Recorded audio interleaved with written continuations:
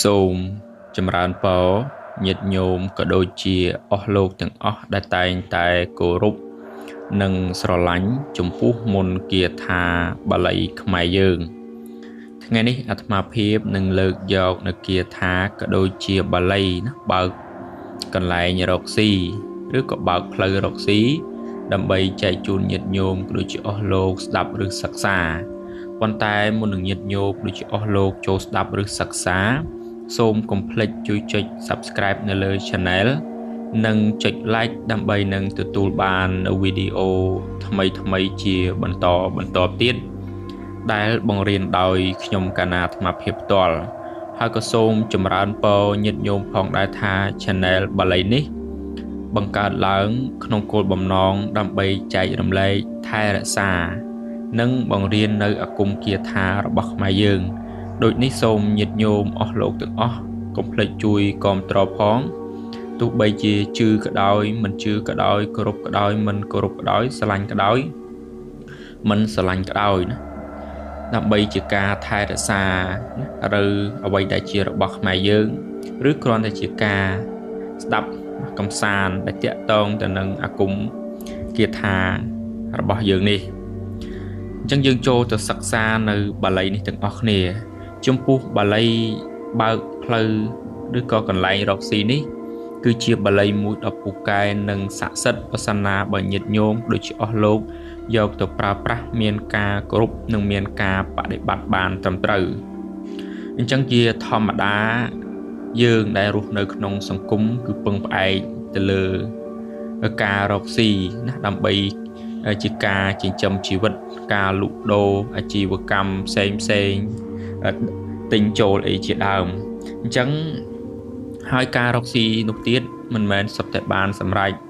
សុទ្ធតែបានជោគជ័យទេវាអាស្រ័យទៅលើការប៉ិនប្រសពនិងការយកចិត្តទុកដាក់ឬក៏ការគិតមុននឹងយើងធ្វើណាអញ្ចឹងការរកស៊ីនេះគឺសំខាន់ណាស់សម្រាប់ក្នុងការចិញ្ចឹមជីវិត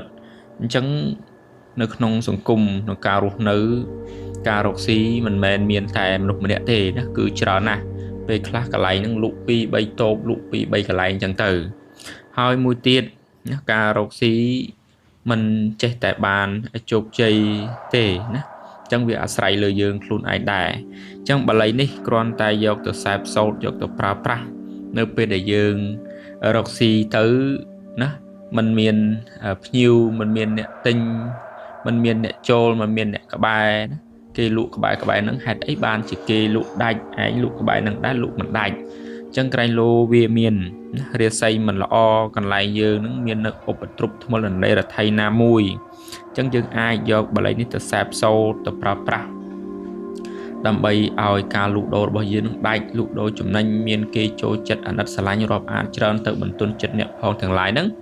ឲ្យមកទិញនៅកន្លែងយើងណាអញ្ចឹងបើសិនណាបើញាតិញោមណាជាអ្នកលក់ដូរអ្នករកស៊ីហ្នឹងហើយរកស៊ីលក់ដូរនឹងមិនដាច់រកលក់ខាតអីជាដើមហ្នឹងអាចយកបាលីនេះទៅសែបសូត្រទៅប្រើប្រាស់ហ្នឹងសាកមើលទៅតែលោកអាចជួយយើងបានក្នុងការរកស៊ីណាបានចំណេញធ្វើឲ្យយើងនឹងមានការរីកចម្រើន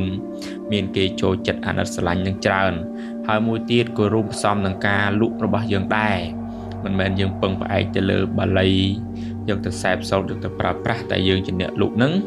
ត្រូវចេះរាក់ទាក់រុះរាយញាតិញោមអស់លោកដឹងហើយ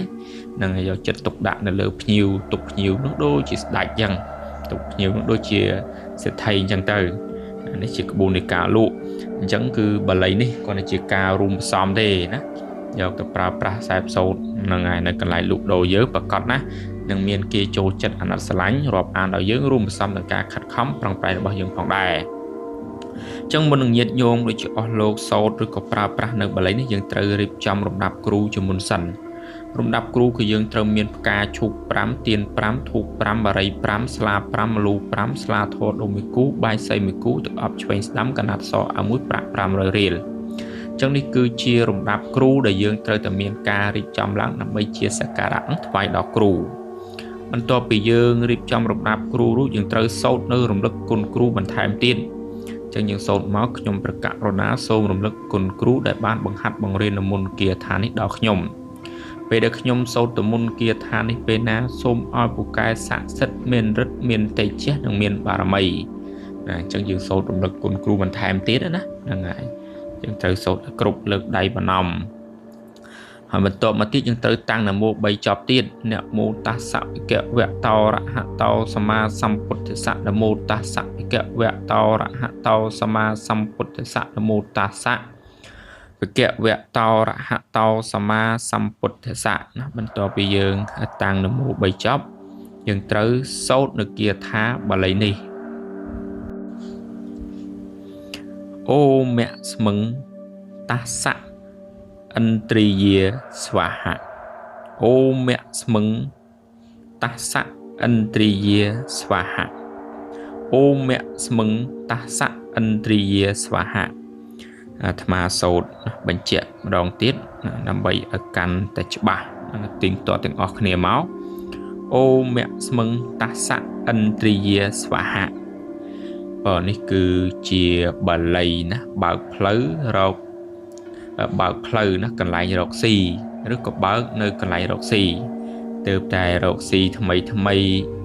ឬក៏រកស៊ីយូរហើយឬក៏ទើបនឹងចាប់ផ្ដើមអីជាដើមហ្នឹងអាចយកសូត្របានទាំងអស់ហ្នឹងហើយអញ្ចឹងគឺបាលីនេះចំពោះការសូត្របរិកម្មគឺយើងត្រូវបរិកម្ម7ចប់ហ្នឹងហើយចំពោះដំណំណាគឺយើងហាមហូបសាច់ឆ្កែផ្លែស្ពឺផ្លែឃ្លោកណាមួយទៀតនោះគឺហាមជេរប្រមាថការផ្ទានអ្នកដទៃអញ្ចឹងនេះគឺជាដំណំដែលយើងត្រូវតែតមឲ្យបានណាធ្វើឲ្យបានគណៈយើងធ្វើដំណំតមិនបានទេគាថាដែលយើងសែបសូត្រនោះទៅក៏វាមិនពូកែស័ក្តិសិទ្ធិដែរហើយចំពោះរបៀបប្រើប្រាស់ណាគឺងាយស្រួលទេអាចប្រើប្រាស់បានទាំងប្រុសទាំងស្រីមនុស្សស្រីក៏ប្រើបានមនុស្សប្រុសក៏ប្រើបានដែរយើងមានទឹកមួយផ្តិលណាហើយយើងសែបសូត្រគាថានឹងកូរទឹកនឹង7ចប់ទៅឲ្យបាន3ដងណាសូត្រ7ចប់ម្ដង7ចប់ម្ដង7ចប់ម្ដងហ្នឹងអញ្ចឹងយើងសូត្រ7ចប់ឲ្យបាន3ដងរួចយកទឹកមុននឹងប្រោះព្រំទៅកន្លែងរកស៊ីរបស់យើងឲ្យសពគ្រប់កន្លែងទៅហ្នឹងហើយយើងយកទឹកមុននឹងប្រោះព្រំមានបាញ់ទឹកអប់ទីទូអញ្ចឹងទៅប្រោះព្រំនៅកន្លែងរកស៊ីមុខ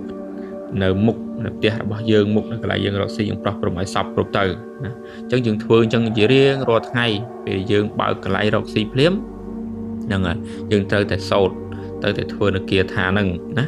ជារៀងរាល់ថ្ងៃទៅប្រកាសណាគាថាហ្នឹងនឹងទៅបន្ទន់ចិត្តអ្នកផងទាំងឡាយហ្នឹងឲ្យគេចូលចិត្តអាណិតស្រឡាញ់ដល់យើងហ្នឹងអញ្ចឹងកាលណាគេចូលចិត្តអាណិតស្រឡាញ់ដល់យើងហើយការលុកដូរការរកស៊ីរបស់យើងហ្នឹងវាល្អមិនថាគេទិញគេមកស៊ូនាំលុកទៅវាកាន់តែដាច់អីរីកចម្រើនអីចឹងជាដើមណាហើយមួយទៀតគឺការរួមផ្សំនឹងការលុកដូរខិតខំប្រឹងប្រែងរបស់យើងដែរណាមិនមែនបានគាថាយកសោកយកទៅប្រើប្រាស់ហើយអត់ខ្វល់នឹងអ្នកលុកអត់ខ្វល់នឹងអ្នកទិញទេរួមផ្សំនឹងការខិតខំប្រឹងប្រែងរបស់យើងដែរអញ្ចឹងគាថានេះគឺជាគាថាទី1មេទី1វីដេអូក្រោយនឹងអាត្មានឹងបង្រៀននៅគាថាមេទី2ណាដើម្បីយើងចេះទាំង2មេក៏ល្អដែរយើងសែបសូត្រទៅអញ្ចឹងគឺញាតិញោមនេះគឺជារបៀបប្រើប្រាស់និងជារបៀបសូត្រណានៅការប្រើប្រាស់នៅអាគមគាថាកន្លែងរកស៊ីនេះអញ្ចឹងអស់លោកញាតិញោមត្រូវចាំថាមហិទ្ធិឫទ្ធិនៃមន្តអាគមគាថារបស់ខ្មែរយើងនឹង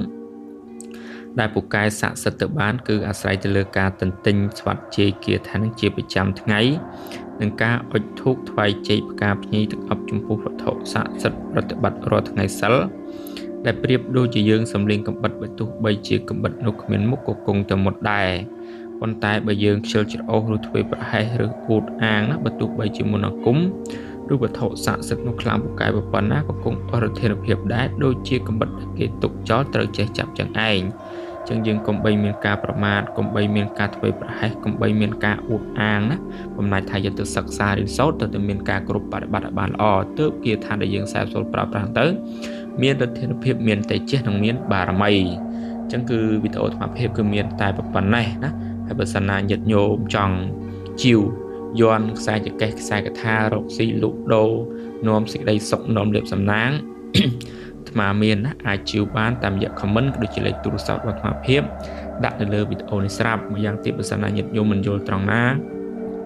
មិនដឹងត្រង់ណាឬឆ្ងល់ត្រង់ណាអាចសាកសួរបានតាមរយៈ comment ក៏ដូចជាលេខទូរស័ព្ទរបស់អាត្មាផ្ទាល់អញ្ចឹងសូម